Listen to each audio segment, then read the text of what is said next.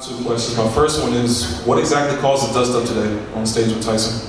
Just we're excited, too excited. He's nervous, he can't even sit down. He haven't sit down since he got off the plane, and I know he ain't that jet lagged. It's all nervous. When you've been around just fighting, period, when you've been around the environment where it consists of any type of danger, that consists of people being fearful, you start to smell it, you start to see it. And when you see it, you can identify by his name. I'm a type of person that I can feel vibe, aura, energy, and sometimes emotion. I'm a very special person. My grandma said I was anointed, and I forever said it, put it in people's head that I was anointed by God.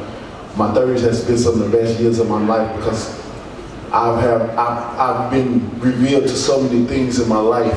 My mind is more open than it's ever been in my life. The way I look at the world is so different than what people look at it, and that allows me to be who I am. It allows me to treat people with dignity and pride and respect, no matter who they are in the world. If you take this title away from me as the heavyweight champion of the world, I'm Deontay, and that's how I want people to treat me, because no matter who you are, no matter where you come from, no matter what title is on your name, I'm gonna treat you with the respect like you deserve, as I would want you to treat me. So with this being said, boxing, it brings the best out of you when you're competing. When you see another man that's trying to do the same thing you're trying to do to him, when you're trying to feed your family, he's trying to feed his, you're gonna get those emotions. Stuff like this is gonna happen, but I just want people to, when it happens like that, like I said, I always talk about others can make it worse than what the situation really is. I see how people get so hesitant, they can be on the edge of their seat. Every time I fight, people on the edge of their seat because they don't know. You can't even go to the bathroom, you can't even fix your food. If you don't have your food before I fight, don't go. Please.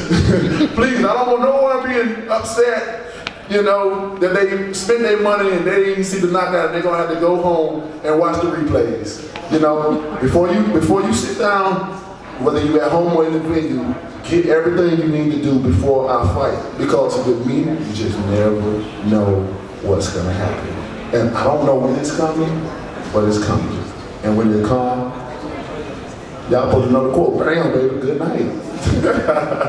Inside and outside of the ring, you obviously have all the tools and characteristics that any superstar athlete would want. In your opinion, what do you think's held you back from becoming that super big crossover superstar? The sport itself, just being in the heavyweight division, not having American heavyweights to really, for fans to follow behind, after the Klitschko era, well, even with the Klitschko era, although they wasn't Americans, they fought in Germany all the time and stuff like that. So the longer they was in service, the more and more it started to decline in America. Then that's when Floyd came along and he started doing his thing. So the heavyweight division started to die, and now it's alive again. And here I am. I done had to work so hard, man. It's just been crazy, but I already knew what I was getting myself into. I knew it was gonna be tough for me. I knew that I'm in a country where it's multiples in sports. I'm in a world where it's diverse people here, Even if they're from another country, they still support their people. You know what I mean? That makes it hard as well too. But it also benefits as well, because when these people come over to this country, those same ones that's here that's gonna support him, so it's still making money. But the point, although it's like 101 reasons why it took so long, I just thank God that I'm here. I won't complain. I'm not complaining.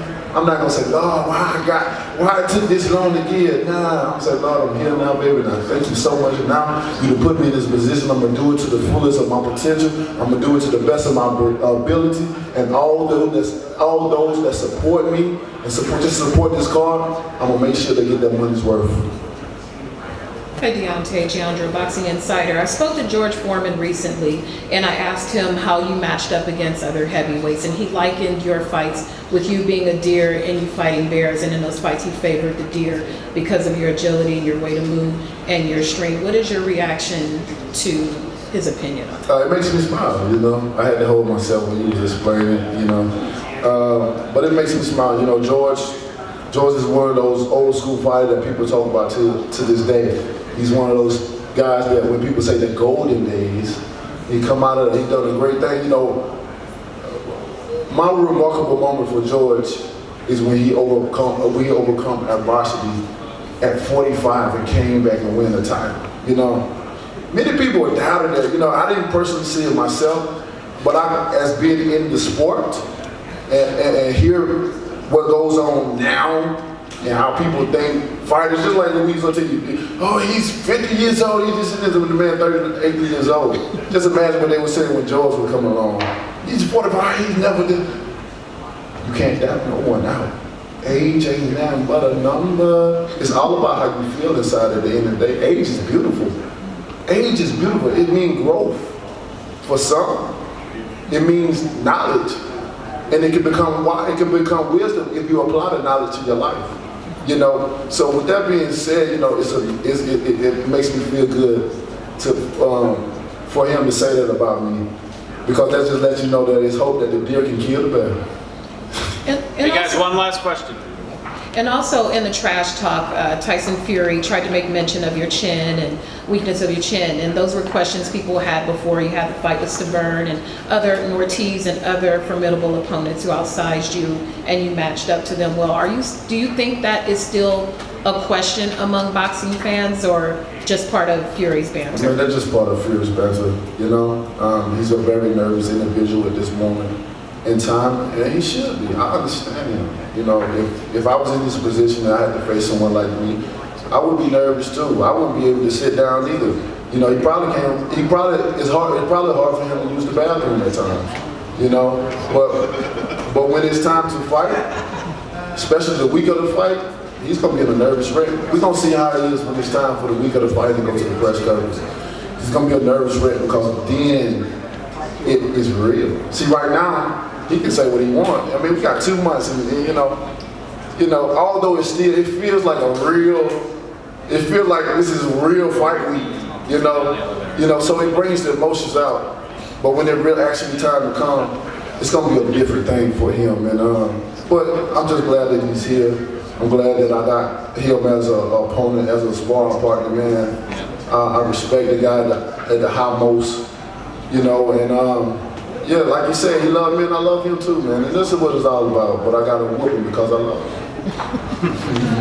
Thank you. Thank you guys so much.